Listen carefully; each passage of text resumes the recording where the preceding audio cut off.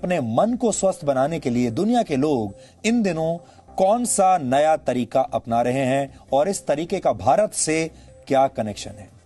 अपने मन को स्वस्थ रखने के लिए अब आपको मनोवैज्ञानिकों के पास नहीं बल्कि गाय के पास जाना चाहिए। हालांकि हमारे यहां यह फॉर्मूला बहुत पुराना है, लेकिन आप तो जानते ही हैं, हमारे देश में हमारे पास जो मौजूद है हमने कभी उसका महत्व समझा नहीं है। यानी आपको अपने घर के आसपास की किसी गौशाला या किसी फार्म पर जाकर एक गाय को गले लगाना है और ऐसा करके आप अपने मन से उदासी या डिप्रेशन या स्ट्रेस को दूर कर सकते हैं। विदेशों में यह ट्रेंड बहुत लोकप्रिय हो रहा है आजकल और वहां इसे काउ कडलिंग के नाम से जाना जाता है, यानी गाय को गले लगाना। अमेरिका में कई डेयरी फार्म्स लोगों को काउ कडलिंग की सेवाएं आजकल दे रहे हैं और लोग वहां आते हैं दूर दूर से इन गायों को गले लगाने के लिए।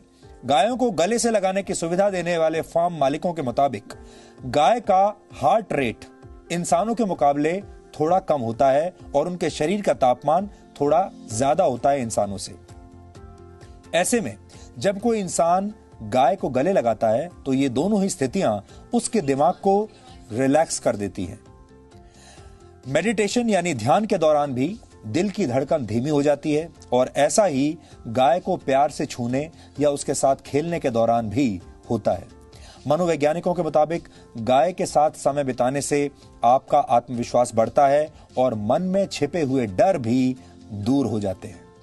अमेरिका में लोग 90 मिनट की इस थेरेपी के लिए करीब 22,000 रुपए तक चुका रहे हैं। 90 मिनट की यह थेरेपी जिसमें गाय को गले लगाना है, इसके लिए अमेरिका में लोग 22,000 रुपए तक देने को तैयार हैं, दे भी रहे हैं। यूरोप और अमेरिका में यह थेरेपी निराश और एंजाइटी के शिकार लोगों की बहुत मदद कर रही है। स्विट्जरलैंड और नेदरलैंड्स में 3 घंटे तक काउ कडलिंग के लिए लोग लगभग 4,000 रुपए चुका रहे हैं और वहां इस प्रक्रिया को एक खास नाम दिया गया है जिसे कहते हैं काउम्युनिकेशन। आपने सुना होगा अंग्रेजी का नाम है कम्युनिकेशन। उस कम्युनिकेशन को उन्होंने कर दिया है काउम्युनिकेशन। काउ के साथ कम्युनिकेशन यानी गाय के साथ संवाद, अगर हिंदी में इसकी बात करें तो। हमारे देश में जब हम किसी भोले भाले व्यक्ति की तारीफ करते हैं तो अक्सर कहते हैं ये तो गाय की तरह सीधा है। गाय का यही सीधा और शांत स्वभाव अब दुनिया भर के लोगों को भा रहा है, उन्हें पसंद आ रहा है। भारत दुनिया का अकेला ऐसा देश है जहां गाय को मां का दर्जा दिया गया है, लेकिन अब ये गायें दुनिया भर के लोगों को भी मां की तरह प्यार दे रही हैं और उनके दिमाग को शांत बना रही हैं, उनके स्ट्रेस को कम कर रही हैं। ठीक वैसे ही जैसे जब आप अपनी मां की गोद में लेट जाते हैं तो आप सारी दुनिया के दुख दर्द भूल जाते हैं, सारी टेंशन, सारा स्ट्रेस आप भूल जाते हैं।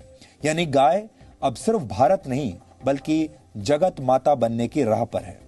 हमने गाय की इन ममता भरी तस्वीरों के आधार पर आज आपके लिए एक बहुत ही स्पेशल रिपोर्ट बहुत प्यार से तैयार की है जो आज आपका दिन बना देगी। इसे देखकर आपको भी गाय के साथ समय बिताने और अपने जीवन से नकारात्मक विचारों को दूर करने में बहुत मदद मिलेगी। आप चाहें तो इस वीकेंड पर खुद काउ कडलिंग का एक रियलिटी चेक कर सकते हैं, खुद करके आप देख लीजिए।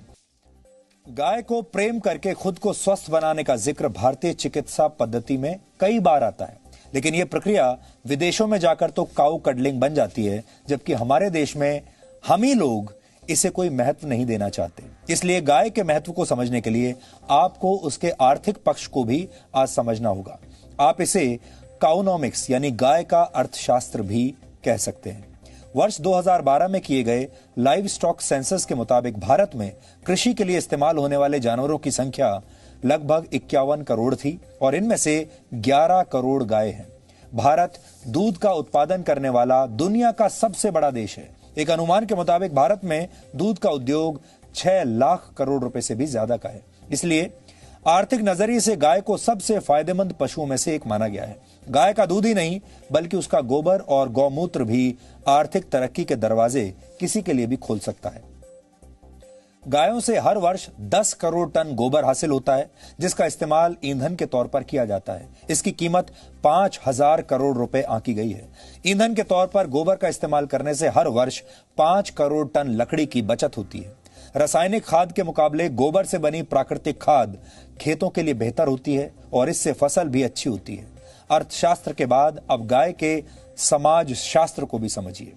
ऋग्वेद में गाय को देवी की संज्ञा दी गई है। वैदिक शास्त्रों में किसी भी जानवर के मुकाबले गाय का जिक्र सबसे ज्यादा बार आता है। गाय से प्राप्त होने वाले दूध, घी, दही, गौमूत्र और गोबर को आयुर्वेद में पंचगव्य कहा जाता है, जिनका इस्तेमाल पूजा पाठ में भी होता है।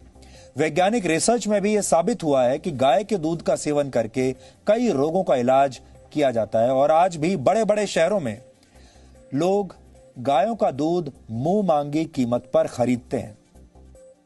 गाय के दूध में प्रोटीन, कार्बोहाइड्रेट्स, मिनरल्स और विटामिन डी होता है। यह रोग प्रतिरोधक क्षमता को बढ़ाता है और लोगों को मानसिक तौर पर भी बहुत मजबूत करता है। यानी आपके शरीर को भी मजबूती देता है और आपके मन को भी मजबूती देता है। कुल मिलाकर गाय पर भले ही हमारे देश में अक्सर राजनीति होती रही है, लेकिन गाय का दूध, गोबर और गौमूत्र समाज के काम आता है। यानी गाय आर्थिक और सामाजिक तौर पर देश के लिए एक कामधेनु जैसी है। राष्ट्रपिता महात्मा गांधी ने एक बार कहा था कि हमें गायों को मारना नहीं चाहिए, बल्कि उनका रक्षक और दोस्त बनना चाहिए। गांधी जी ये भी मानते थे कि गौ रक्षा हिंदू धर्म की तरफ से विश्व को दिया गया सबसे बड़ा तोहफा है। और बाल गंगाधर तिलक ने तो एक बार यहां तक कहा था कि जरूरत पड़े तो उन्हें मार दें, लेकिन गायों को छोड़ दिया जाए। यानी गायों के लिए वो अपनी खुद की जान देने के लिए भी तैयार थे। सिर्फ गाय को प्यार करना ही विदेशों में जाकर काऊ कडलिंग नहीं बना, बल्कि भारत का योग पश्चिम में जाकर योगा हो गया। और हमारे देश का हल्दी वाला दूध, जिसे आपकी मां हमेशा आपको पीने के लिए कहती रहती हैं, ये हल्दी वाला दूध जिसे आप बहुत लोकल समझते हैं, ये हल्दी वाला दूध टर्मरिक लाटे बन गया।